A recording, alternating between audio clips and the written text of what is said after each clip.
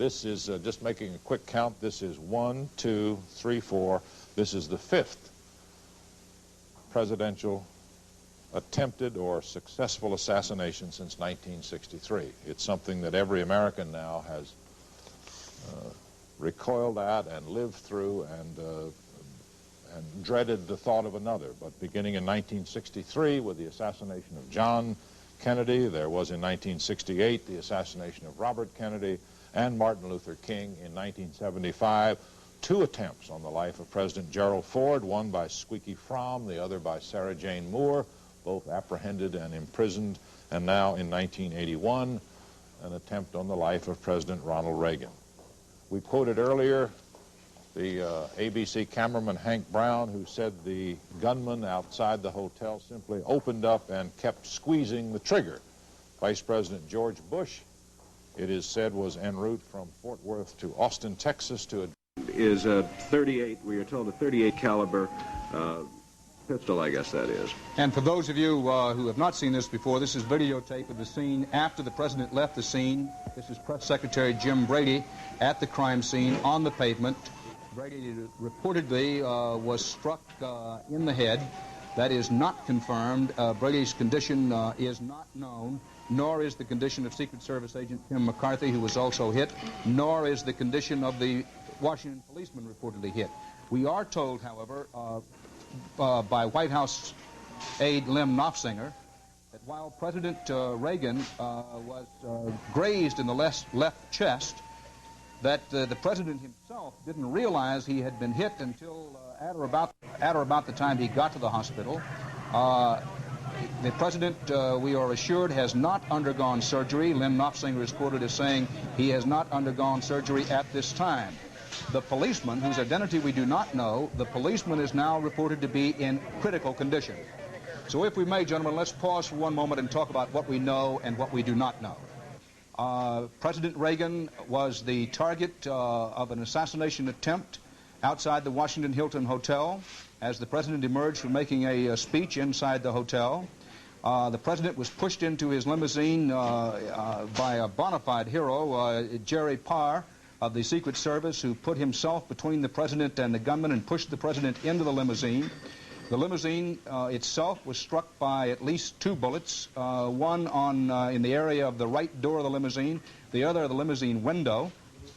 3 persons were injured, White House Press Secretary Jim Brady, a Secret Service man identified as Tim McCarthy, and a Washington policeman. Brady's condition not known at this time. However, it is believed that Brady was struck in the head. Tim McCarthy, the Secret Service man, his condition not known, but the Washington policeman's condition is described as critical.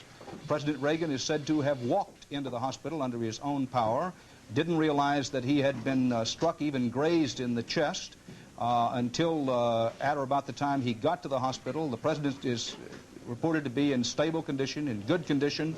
The very best information available is that the president's wound is a slight wound, but I emphasize to you that we're in the early stages of reporting this, and while we've had no physician yet speak for the record on the president's condition, that Lem Knopfsinger, the White House aide, says that President Reagan has a slight wound in the area of the chest.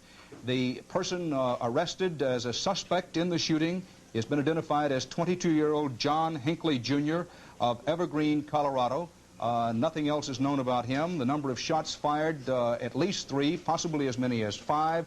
The weapon not known at this time, but believed to have been a handgun. Dan, it's yes, Richard Roth in Washington, if I can interrupt for a moment. Lem Tucker just handed me a note saying 6 shots. That's what he had heard. And now we're also told by the Secret Service that they too believe that 6 shots were fired. And we do know a few things more. That the weapon apparently used was a .38 caliber revolver. That the suspect taken into custody is a white male, 5 foot 10 inches tall, and 22 years old. Lem, as soon as the shots broke out, did you hear anyone say anything?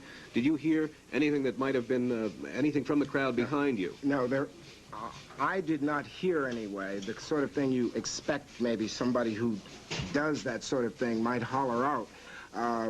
But nothing was said.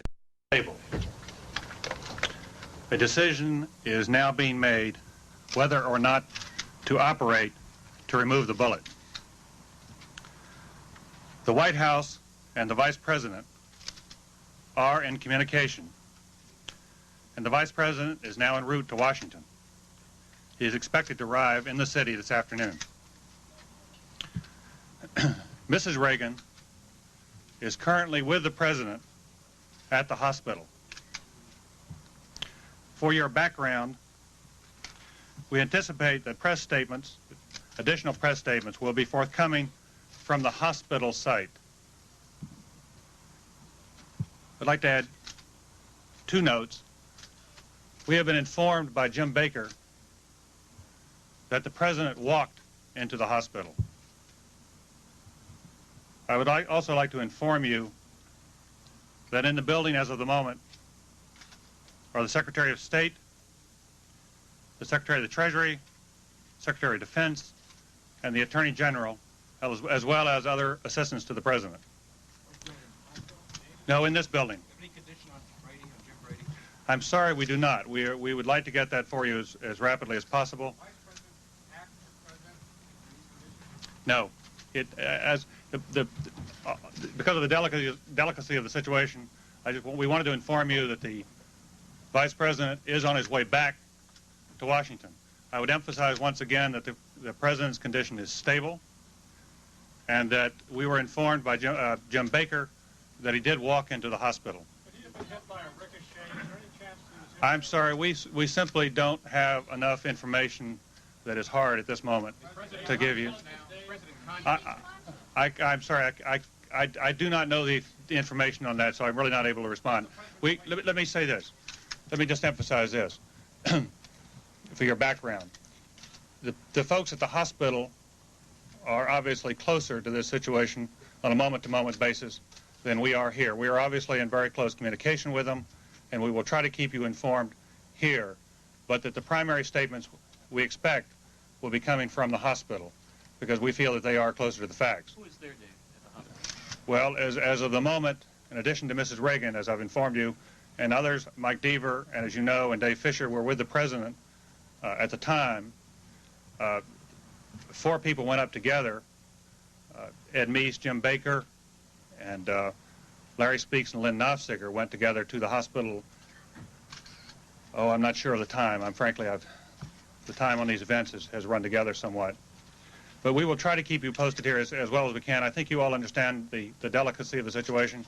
I simply don't want to report facts that we're uncertain of as of the moment. This is really to confirm what has been said from the hospital already. David, do you know whether there's any plan to move the President to Bethesda or Walter Reed, or is he going to stay at George Washington? I cannot answer either of those questions. We will, as soon as we get additional information, we will obviously try to help you. I think if you will be patient as the situation demands, we will try to get as much information for you as possible. Dave, is the President under any sedation? I cannot answer that. I really would like, we wanted to let you know where we were as of the moment. We will try to let you have further information as we can. Thank you very much. That was David Gergen, who's a member of the President's White House staff, confirming for us what we've been reporting, that the President was shot. He said the President walked into the hospital. That was very encouraging news. Now, we have been told, ABC News has been told by a doctor at the hospital, that one lung of the President has partially collapsed, but that he is in good condition. Good condition. It was stated earlier that his condition was stable. Now, a hospital source, a doctor at the George Washington University Hospital, has told us that the President is in good condition, though one lung has partially collapsed. And Mrs. Reagan is there. She is said to be calm and collected. I'm going to give you the name of this man that has been reported to us as the assailant, simply because everybody else is reporting his name. He is John W. Hinckley, Jr. That is the report we have. John W. Hinckley, Jr., 22 years old. It is understood that he is from Evergreen, Colorado.